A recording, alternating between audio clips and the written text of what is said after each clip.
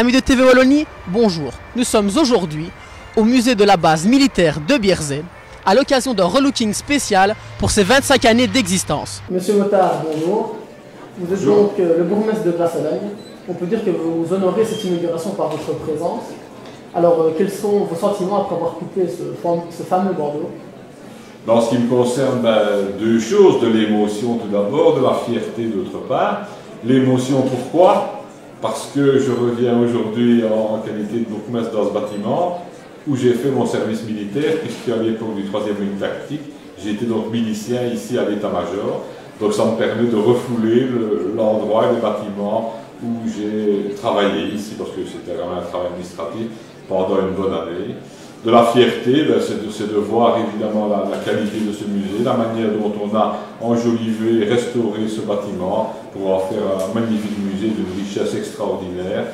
Et j'espère bien évidemment que ce musée aura beaucoup de visiteurs, qu'on continuera à l'entretenir, parce que comme vous avez pu le remarquer, il y a quand même beaucoup d'anciens qui sont toujours très dévoués mais qui prennent de l'âge. Donc j'espère évidemment qu'il y aura un renouveau au niveau des gens qui vont s'intéresser au musée, mais il est d'une richesse extraordinaire. J'ai un grand espoir, c'est qu'il puisse être maintenu à l'avenir. Bonjour, messieurs Loncel et monsieur Pailletin.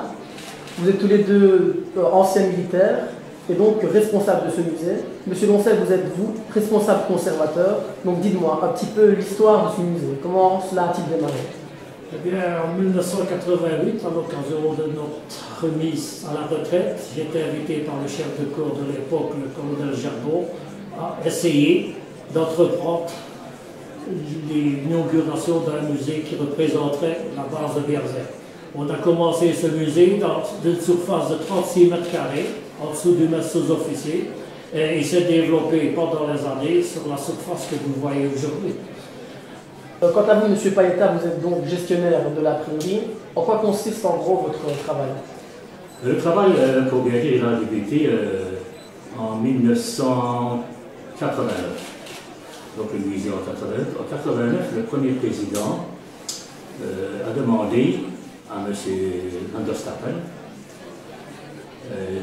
de faire un bulletin en français et en flamand. Et le premier bulletin est sorti le 1er janvier 1990. Il y avait très peu de membres à ce moment-là, le bulletin était fait rapidement. Et nous avons commencé à gratter les articles ensemble. C'était le début, c'était le 0. Voilà, 0, 1, 2, 3, nous étions partis. Pour en arriver à maintenant, après autant d'années, que je suis occupé à éditer 800 bulletins qui partent, et nous en faisons environ dans les 1000 ou bien 1200 pour les réserves, pour distribuer dans ces différents organismes.